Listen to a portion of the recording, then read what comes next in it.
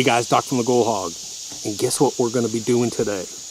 We're going to be talking about clay and whether you should run it or not, what type of clay, what it's made of. We're just going to talk clay. If you haven't seen the video of the big dig last week, you got to watch that video. It's like a clay pit down there. Let me go over and show you some of this dirt real quick.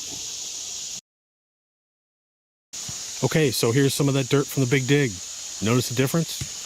If you've ever been down here to Golden Gems, usually the dirt looks brown. See that pile over there? That's brown. That's their older dirt. This is the new dirt. And it is almost, I'd say probably 60-70% clay. Nasty, nasty, nasty. That's what we're running today. We're going to be running the Raptor Flare. And I'm going to show you why I chose the Raptor Flare here in a minute.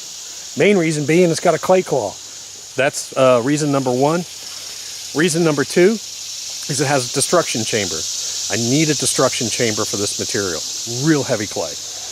Can't say that enough. So guys, get ready to set up. We're going to set up the Raptor. We're going to run at a rate of about 120 buckets an hour today. Normally I could run a little bit faster if I didn't have all this clay, but I got to slow down a little bit to deal with the clay. So hold on, here we go. Hey guys, let's talk about clay for a minute. First thing I'm going to do before we start running this unit, before we start talking about clay and gold prospecting, let's talk about what is clay. Okay, let me read this for you so we get it right. Clay is the common name for a number of fine-grained earthy materials that become plastic when wet. Chemically, clays are aluminum silicates, usually containing minor amounts of impurities such as potassium, sodium, calcium, magnesium, or iron. That's the definition of clay. I read it so that someone can't message me and say you got it wrong. That's what clay is. Clay, in a more common sense format, is basically rock that is dissolving, eroding and dissolving rock. Whatever chemicals cause it to erode, it dissolves into this fine powder and then it leaches down. And as it leaches down through sands and rocks, and it forms these pools of those silicates and miscellaneous materials, and that's where you get clay from. So that's how clay happens. It's basically a filtering process where super fine powder filters down to an area, usually a water area where there's some kind of depression inside of it. That's where you'll find clay. This is clay. Everyone wants to know, is there gold in clay? And here's the golden rule. The golden rule is you have to test. There's no telling. So what you do is you take a specific portion of clay. You take a gray piece of clay from a certain area, you break it down in a pan and test it. If there's gold, work it. If there's not gold, ignore it. You might find red clay. We find red clay here.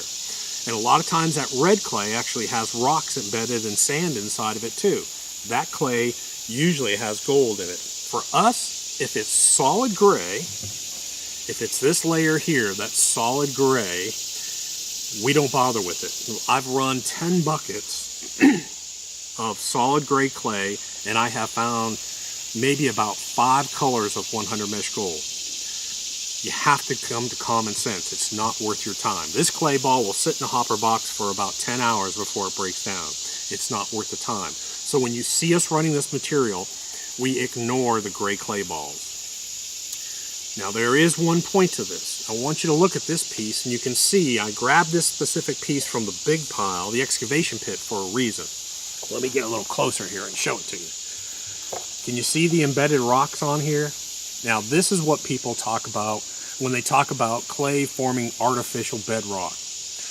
That's the layer. So you have a clay layer, and where the sand and other materials are on top of that clay, you're going to find this. When you see this, you probably want to run this portion of the clay. If it's solid gray, like this, ignore it. For us, in our area, that's what we've learned. Now this was 6 hours of testing this material last week.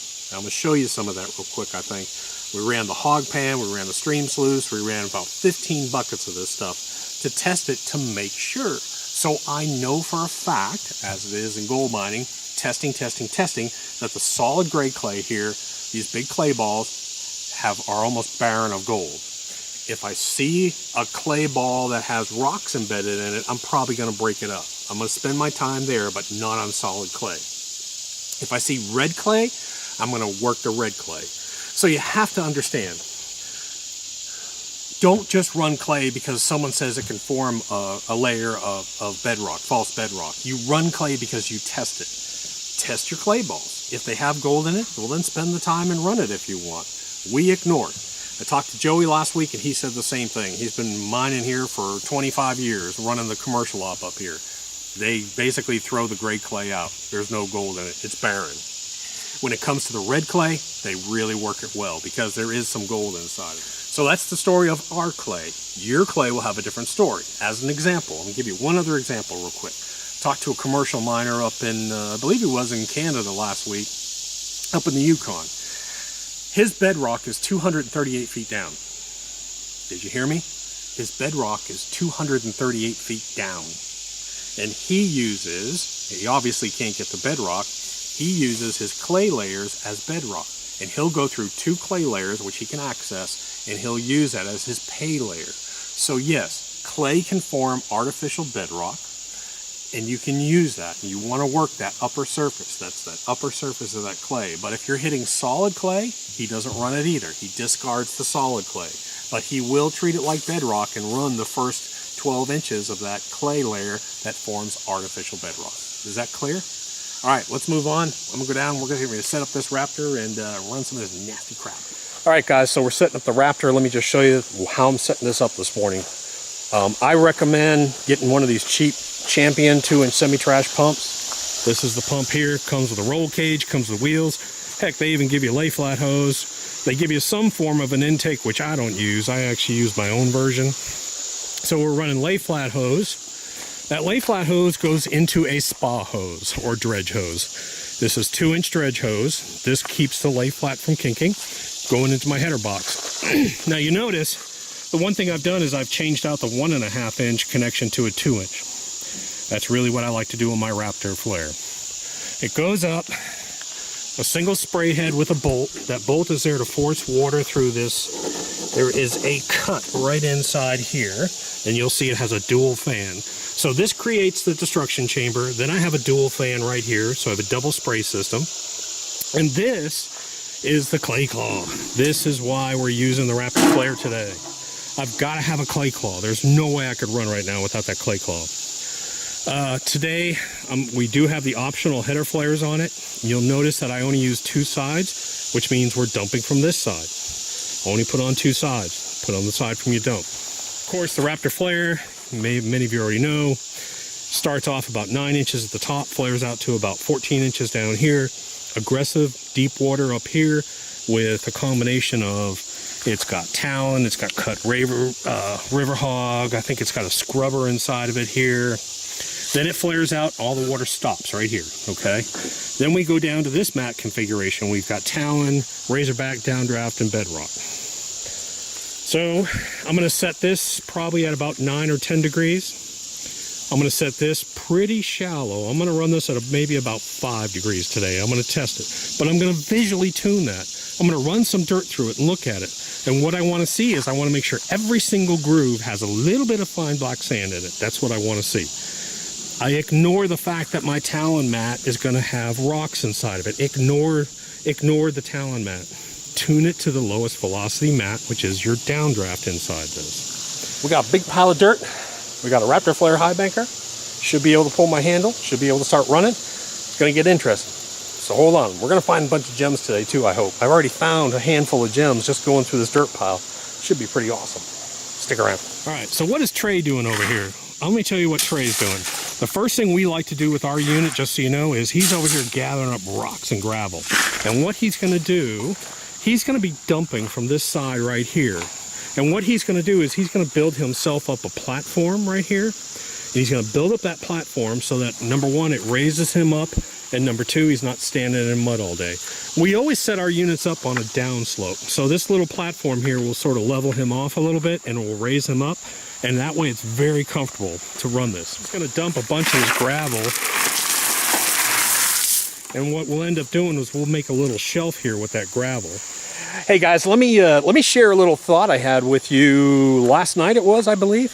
I don't know why I've never thought of this, but here's what we're gonna do. We're gonna run this header box really hot. I want some water coming off here with the rocks. And normally we sit here and we let the clay balls break down and we inspect for gems. Well, guess what? Today I said, why don't I put a hog pan? Why don't I put a hog pan here? All the rocks and clay balls and everything will fall into here. I can inspect for gems, and if there's any gold coming off this thing because we're running it so hot, guess what? It's going to be right here. And all I'm going to do is I'll just tip this over, and inspect for gems. I don't know why I didn't think of that. I really like to have 2 hog pans, because what I like to do, but I'll dig a hole, is I like to put a hole down here, and any gems that are small that come through here, because gems typically don't get caught in the sluice system, they'll be sitting right here. We dig that out at the end of the day and we'll find all kinds of rubies and topazes down there. So we're down here running, and let me show you what I'm talking about real quick. The reason why I like to run this stuff is there's a lot of gems in here typically. This is the first bucket. And apparently we're on a quartz crystal sort of area, because I found some more of these. But these are terminated quartz points. And that was in the first bucket that we ran. Here's a big piece of pyrite. But I want you to look at the clay balls. So I've got the hog pan sitting down here, and that's all clay balls coming off the header box. Now, here, hold that, Brandon. Now I want you to see something. This clay ball has been sitting in here for about 5 minutes. I told him just to leave it. See it? Now that's solid clay. There's not any sand. There's not any other material. Same thing here. These clay balls here, see how they're solid gray? It's basically pottery clay. I'm not going to try and break that stuff up. I'm not going to waste my time with that. Same thing here. I'm not going to waste my time with all these clay balls that are just solid gray. It's a waste of time. The only reason I'm catching them here so I can pull out any gems. And I'm running my water hot today, so I have extra water come off here to help me look for gems. Now, if there's any gold that gets off the back of this box, it's going to be down here in the hog pan. So that's the nice thing about putting a hog pan down here. But this is going to be a hard day to look for gems. Look at that. I need a lot of water. So basically, you can't touch this if you're trying to find gems. Got a piece of moonstone. Look at that. That's cool.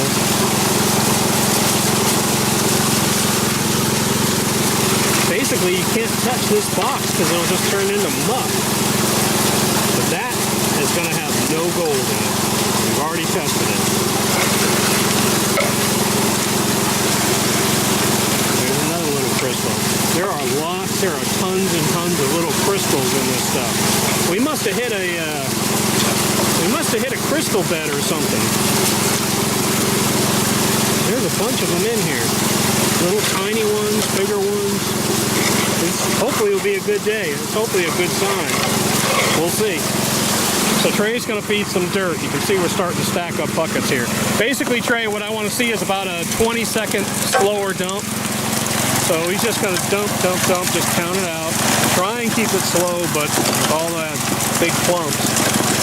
So the destruction chamber is working it here. Then it comes down and it has a separate fan spray. Then it's actually coming to sit down here in the hog pan down here too. But you can see my slurry is really thick. I've got a lot of water running through this today. I'm at the point where I got too much water, but that's okay. I want it. I'm okay with that. Really, really steep pitch on this today. And then I slow it down. And I go nice and slow down here in this section. I may even slow this section down a little bit.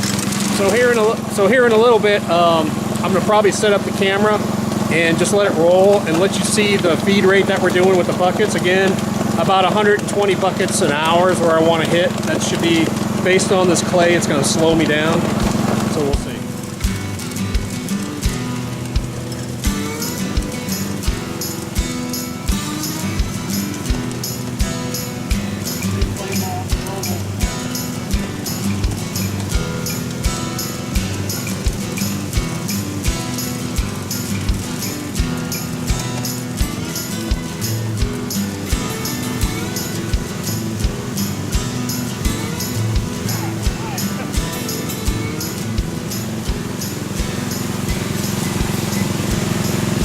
what I'm talking about. That's what we're not running today. Solid clay. If it's solid gray, I'm not going to run it. I'm not going to run it if it's solid gray.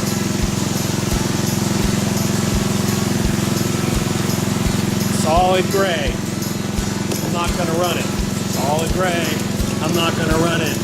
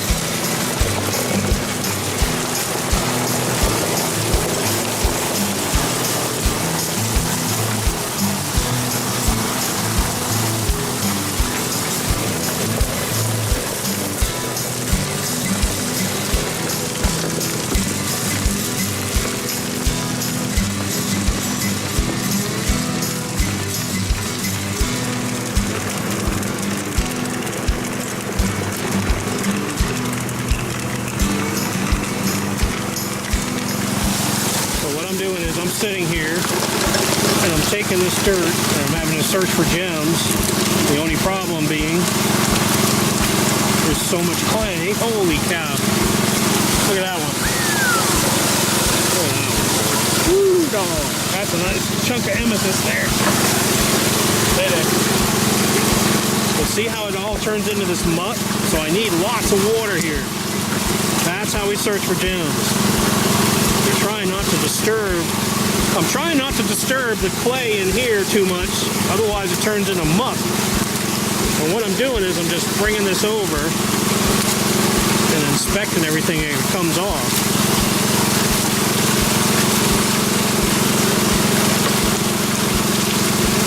And then sometimes I'll just take water and rinse it too.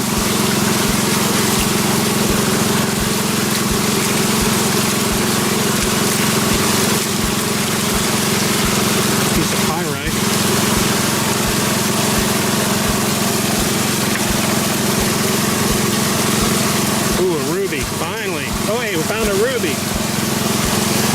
Check that out. Our first ruby out of this dirt. That's pretty significant because that's our first ruby out of this dirt. That's good news. It's making it through that destruction chamber, this double spray fan, and it's getting through here. I don't have time for it. Time is money, baby. Time is money. Dude, look at that topaz. Wow. Wow. Nice topaz. I'm having a blast, can you tell? I like this new dirt. I don't know what's in it gold-wise, but gem-wise, I like it. I'm seeing all my good basic gems for this area of Georgia. I finally found a ruby. I'm finding good quartz crystals. You know, hopefully I'll find an emerald. If I see an emerald, you'll see me jumping up and down, but I haven't seen emeralds here in a while.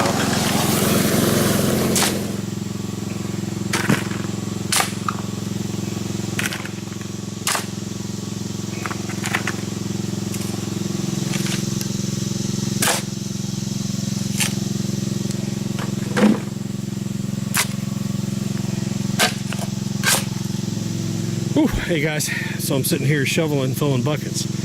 And let me show you, we're starting to hit a little bit of looks like a rust or an overburden mix-in on this layer right here. I want to show it to you, but you can see this is like saprolite and clay. And then as you come down, see it turns sort of orange and red here?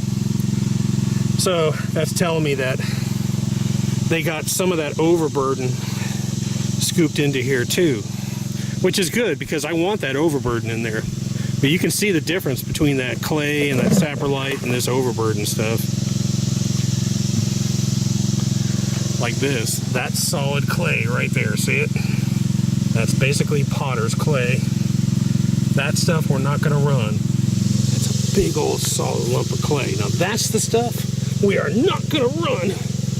Oh, I can't even break it loose. See if I can get that piece loose for you and see if it's worth running. Let's see, there's no gravels in it. It's not a layer, a false bedrock layer. It's just solid clay. That's the stuff we're not going to run. You see the silicates? Because it's holding moisture. It's kind of slippery and soft. That's what we're not going to run. We're not going to deal with that. Bye. See ya. But it's interesting. You can see this gray. And look at that. Then get over here and look at the... Kind of hard to see in the sunlight though. But this is all this red material over here.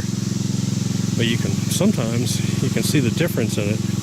You have gray over here, red over here. So what I'm finding is so far today, we're finding a lot of good terminated crystals. So there were some crystal pockets in here. Finding a little bit of ruby, lots of clay. See what happens. All right, guys. This is what they call a good gym day. We only ran how long do we run? 3 hours. 3 hours. See if I can get that in there. I'm gonna take these out and show them to you a little bit later, but man, there's a bunch of gems in here. That's really good for 3 hours. So I'll take some out and show them to you a little bit. Hey guys, so unloading here. You can tell from my dirty shoes, but I wanted to show you some of the gems. Now I think I've been kind of wrong. I didn't think this new excavation dirt would be as gemmy as the old dirt. And I'm wrong, because we're finding a lot of gems. I mean, we're finding a bunch of these. How can I show it best? These terminated crystals. I've got a few of them that are double terminated, which is really cool. And you know, even like little baby ones, these little terminations were everywhere in here. Lots of pyrite, as you can tell. Big garnet balls, which is pretty typical for our area. Lots of garnet balls. Topazes. Starting to see some decent topazes. And that one, believe it or not, it's hard to see, but will actually cut blue. That's a good little topaz. Here's one thing that has got me excited though. If you look right here, this right here, this dark material and this dark material, and then you see this little bit of green in here, that right there is the carrier for emeralds. And I have not seen that in almost a year and a half. So that has me kind of excited that we may start to hit some emeralds in here, which is nice. I haven't seen them in a while. Well, we got all kinds of stuff. We've got, look at that, yellow quartz, lemon quartz. That's not even citrine, that's pure lemon. That stuff cuts really well if you want to cut it. But just an endless, I mean, this was 3 hours. We were running hard. That's a ruby. See how it shines? Looks like it's because it's basically metal. That's what a ruby is. We found several rubies. A couple little, some that wanted to be sapphires. But you can just see big old chunks of, look at that big old chunk of, I call it creamy amethyst. Some people call it, it's almost a banded. Lots of amethyst. That's really kind of cool. Spectrum. But like, I mean, that's a topaz. That's a big old topaz. But these points are just so cool. So anyways, I'm not going to bore you with any more gem stuff. But we're finding a bunch of these gems up there. This was really good gem dirt, and this isn't even the good dirt still. That's really cool. There you can see it there. Hey guys, so I got chased out yesterday of storms, so I just got this in the back of my truck, but I wanted to show you a couple things real quick. Here's a great little tip. Our units come with this little PVC tube. Michael actually showed me a trick where he put these little end caps on there, and when you take the end cap off, guess what's inside there? You got all kinds of bolts to keep all your spare bolts. So now you can take all your nuts and bolts and put them inside the tube. This tube, basically all it does, when you close down your header box, it's someplace for it to rest. So you don't have metal banging on metal. Also, if these legs were ever to slip, you know, you get your fingers in here, so it's a good little catch point. So, let me pull this up. Oh, carefully. Now the Super Hog and both the Super Hog and the Raptor come with that little tube. But I wanted to show you, without killing myself, I wanted to show you the reverse ramp riffle. So the reverse ramp riffle has a flap here, and then it comes down and that sits on top of a piece of moss. So, and usually if I'm running a lot of gold, I'll see a lot of gold up in here. Right after this is where I see a lot of gold up in here. I don't think I'm going to see a lot of gold today, but I don't know. So when you take this out, but you can see what it does. It's the opposite direction of a normal riffle. And what it does is it creates a pull down here. This creates a pull. Well, when I pull this out, watch it. See what it does. So that reverse ramp riffle is sitting here like this, creating a pull, and the heavy stuff has to sort of come back up and around. And you can see what's sitting here. Look at that pyrite. Look at that pyrite. And there's a ruby, and this is how we pulled it out of the field. If you have any big nuggets, the big nuggets will usually be stuck right about in here. That's kind of what looks like a nugget, but it's a piece of pyrite. But if you have any big nuggets, they'll usually get stuck in here. A couple of people that we know, actually, if they want to do a quick test, they'll just pull this moss area out and just sort of test this too. I actually was running it. I was running this unit a little bit hotter than I should have, but I wanted to show you the mats real quick. This is a cut river hog that it comes down to. Here's a talon. For me, that talon should have more material in it. That was running too hot. Scrubber looks pretty good. Should have a little bit more material. So my upper was actually running too hot. See what I don't see inside there is I don't see a bunch of fine black sand. So that's at least it was really active. I know that for sure. So we'll see what was in there. I'll pan it out real quick. Then it comes down and it hits this stopping point. And a lot of times, look at that. You'll find some gems right up in here, but this is talon, and you can see what happens. Proportional force, watch that video.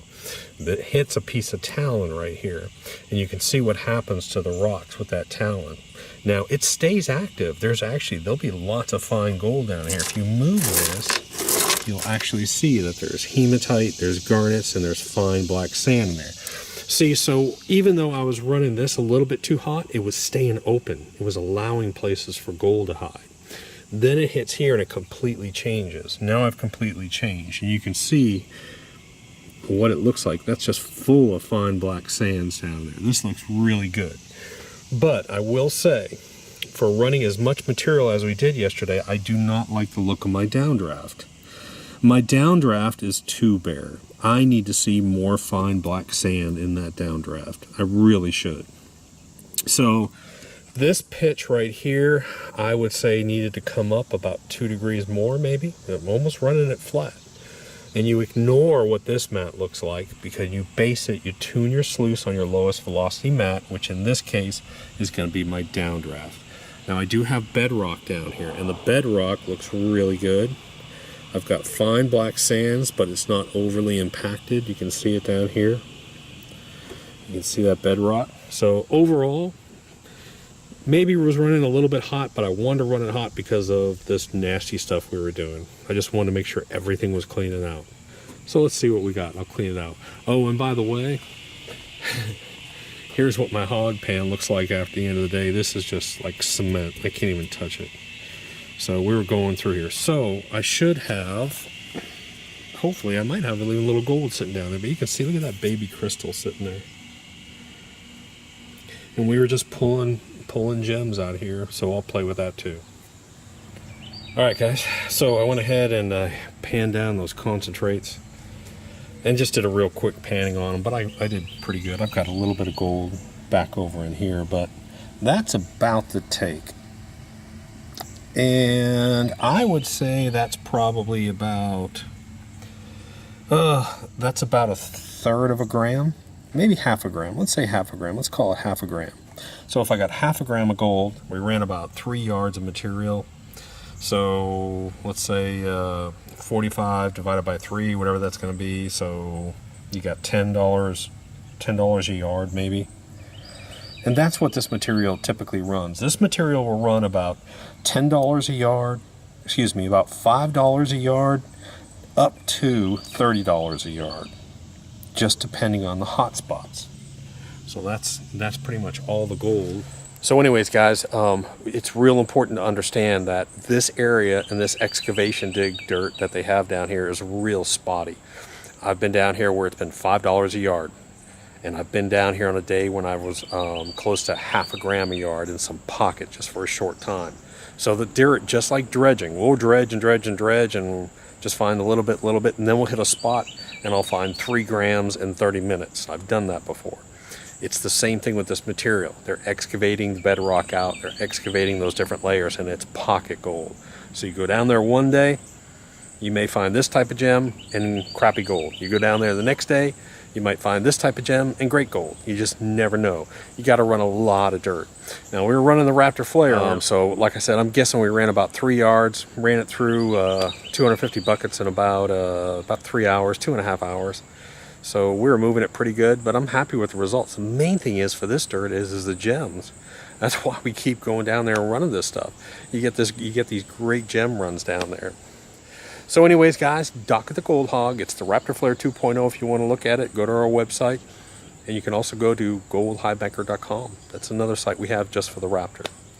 See us next week. We're going to be running the Super Hog pretty soon, so check back.